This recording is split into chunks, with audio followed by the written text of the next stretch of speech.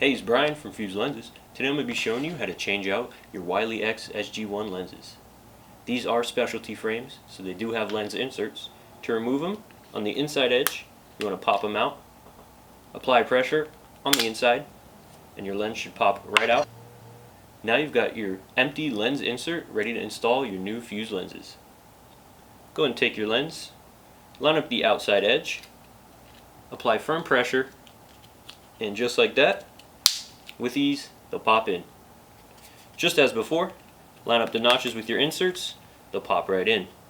Go ahead and take your microfiber cloth with some lens cleaner. Clean off your lenses of any smudges, and just like that, your Wiley X's are good to go.